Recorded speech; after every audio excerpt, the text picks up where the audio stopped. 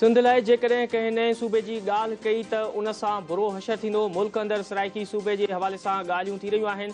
सिंध जे वॾे वज़ीर सैयद मुराद अली शाह चयो आहे त मुल्क में वधीक सूबा ठाहिण या इंतिज़ामी यूनिटनि में वाधारे लाइ सिंध बाबति केर बि न सोचे। वॾे वज़ीर मूजिबि हू चाहिनि था त असेंबलियूं न टुटनि। असेंबलियूं टुटण वारियूं ॻाल्हियूं करे आवाम खे बेवकूफ़ बणाइण जी कोशिशि कई पई वञे। मुल्क सॼो हिकु तरफ़ बरसाती ऐं ॿोॾि जी तबाहकारियुनि खे मुंहुं ॾेई रहियो आहे। छठे में अॻूणे सूबाई सलाहकार सैयद एजाज़ शाह शिराज़ी जी ॿी रसी तक़रीब वॾे वज़ीर सूबाई वज़ीरनि सां गॾिजी शिरकत कई।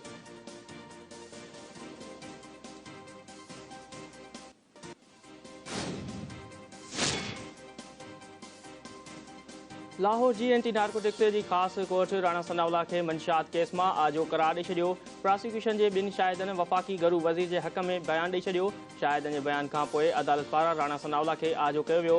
राणा सनाउल्ला खे मंशियात रखण जे इल्ज़ाम हेठि 2019 ईस्वी में गिरफ़्तार कयो वियो हो। वफ़ाक़ी घरू वज़ीर जो चवणु आहे त इंतकामी केस ठाहींदड़ जे अलाए अॼु इबरत जो ॾींहुं आहे। इमरान ख़ान खे ॻाल्हियुनि जी का बि दावत न ॾिनी वई आहे। ग़ैर मशरूत ॻाल्हियुनि लाइ PDM क़यादत तयारु आहे।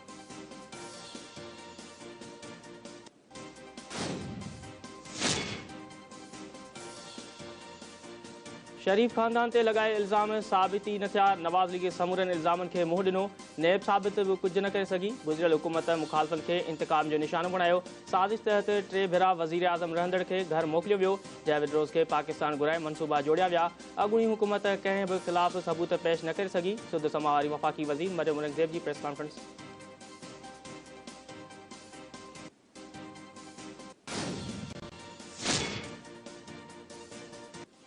मुस्लिम लीग नून जे क़ाइद ऐं अॻूणे वज़ीर आज़म मियां नवाज़ शरीफ़ चयो आहे त पाकिस्तान जी सियासी क़यादत खे बदनाम करण जी साज़िश कई वई। जेको शख़्स मथे खां पेरनि ताईं करप्शन में मुलविस आहे उहो ॿियनि ते करप्शन जा इल्ज़ाम हणे रहियो आहे। इमरान ख़ान ते इल्ज़ामनि जा सबूत बि साम्हूं अची विया आहिनि। इमरान ख़ान ऐं शहज़ाद अकबर खे पंहिंजो कंधु शर्म खां झुकाइणु घुरिजे।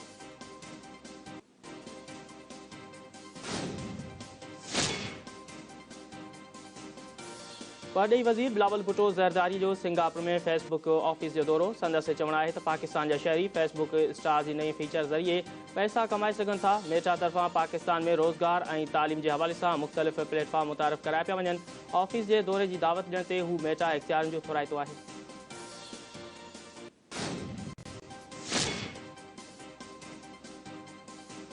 वालारियल कश्मीर में इंसानी हक़नि जी सूरत हाल जो जाइज़ो वठणु अणचर करार। वज़ीर आज़म शहबाज़ शरीफ़ चयो आहे त भारत कश्मीरियुनि खे ख़ुदारियत जे हक़ खां महरूम करे छॾियो आहे। फ़ौजी ऑपरेशन ज़रिए कश्मीरियुनि जी आज़ादी हक़ खे जितण जी कोशिशि कई वई। पाकिस्तान कश्मीरियुनि जी ख़ुदमुख़्तियारी जे हक़ लाइ इख़लाक़ी, सियासी ऐं सफ़ारती हिमायत जारी रखंदो।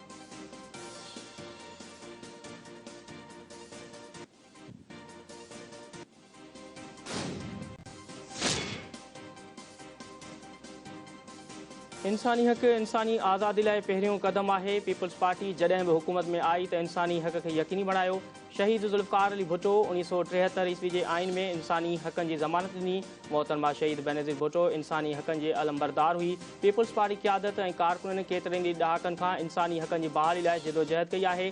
अॻूणे सदर आसिफ अली ज़रदारी जो इंसानी हक़नि जे आलमी ॾींहं ते पैगाम। पीपल्स पार्टी चेयरमैन ऐं परॾेही वज़ीर बिलावल भुट्टो ज़रदारी चयो आहे त हर शहरी जे हक़नि जे तहफ़ुज़ लाइ हर मुमकिन कोशिशि कई वेंदी। पीपल्स पार्टी आइन में ॾिनल आवाम जी जमहूरी ऐं इंसानी हक़नि जी भञकड़ी कंदड़नि ख़िलाफ़ जिदोजहद कई आहे। सिंध में पीपल्स पार्टी हुकूमत इंसानी हक़नि लाइ भरपूर अज़म जो मुज़ाहिरो कयो। सिंध जो इंसानी हक़नि वारो खातो ग़रीब ऐं मिसकिन माण्हुनि खे क़ानून मदद ॾिए पियो।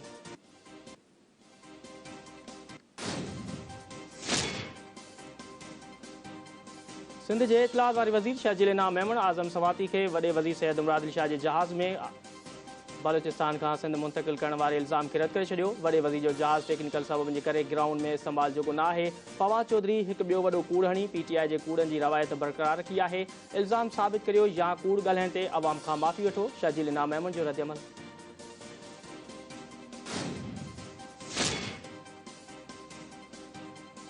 सख जी अदालत M6 मोटरवे करप्शन केस में गिरफ़्तार जवाबदारनि खे वधीक 5 ॾींहनि जी रिमांड ते एंटी करप्शन पुलिस जे हवाले करे छॾियो।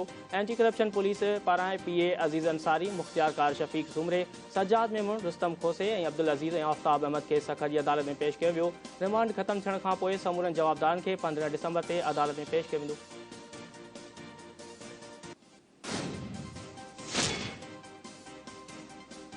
शहीद बेनज़ीर भुट्टो जी वरसीअ जो जलसो गढ़ी ख़ुदाबख़्श भुट्टो में थींदो। पीपल्स पार्टी सिंध जे सदर निसार मंदखोड़े चयो आहे त आम चूंडूं 2023 ईस्वी में थींदियूं। इमरान ख़ान आवाम जे वोट जी बेइज़ती कई आहे। 27 दिसंबर ते जलसो गढ़ी ख़ुदाबख़्श भुट्टो में थींदो। मुल्क जी कुंड कुड़ समाज जियाला शिरकत कंदा।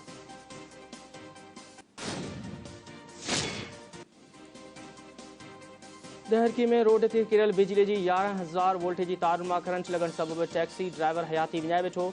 फोती ड्राइवर रफ़ीक अहमद कोराई जे वारसनि ऐं ड्राइवरनि जो लाश रखी धरणो।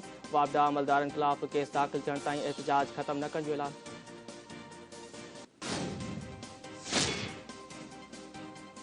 लाड़कानी जी सेशन कोर्ट पुलिस एहलकार सरताज वाहूचे जी ॾोह साबित थियण ते 5 साल कैद जी सज़ा ॿुधाए छॾी। 43 लख ऐं 63,000 रुपया ॾंड जी बि सज़ा। 2009 ईस्वी में गश्त दौरान पुलिस मोबाइल जे चकर लॻण जे नतीजे में मोटरसाइकिल सवार नौजवान इरफान रिंद अजल जो शिकार बणिजी वियो हो।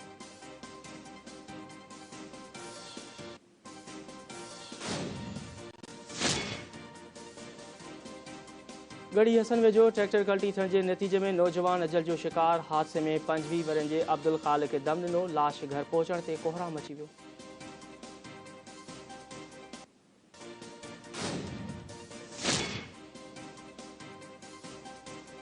मोरो में बुरको पहिरियल औरत के पुलिस गिरफ़्तार कयो वेठो। बिरोही पाड़े में घर अंदर आयल औरत के घर धड़ी पकड़े पुलिस हवाले करे छॾियो। बुरको पहिरियल औरत छुरी खणी घर में दाख़िल थी हुई। सुञाणप न थी सघी आहे। जांच कई पियो वञे। पुलिस जो बयान।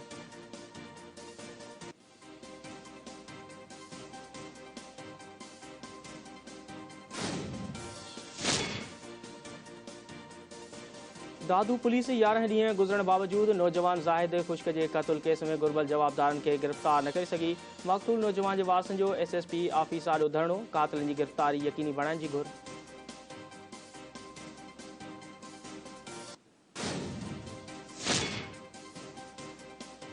लाड़काने में पीपल्स बस मथां फायरिंग। गाॾी जा शीशा टुटी पिया। मुसाफ़िरनि में रड़ियूं पइजी वयूं। अलाहाबाद थाणे जे हद ओवरहेड ब्रिज पट पीपल्स बस खे गोली लॻी। इतलाह ते पुलिस पहुची वाक़े जी जांच शुरू करे छॾी।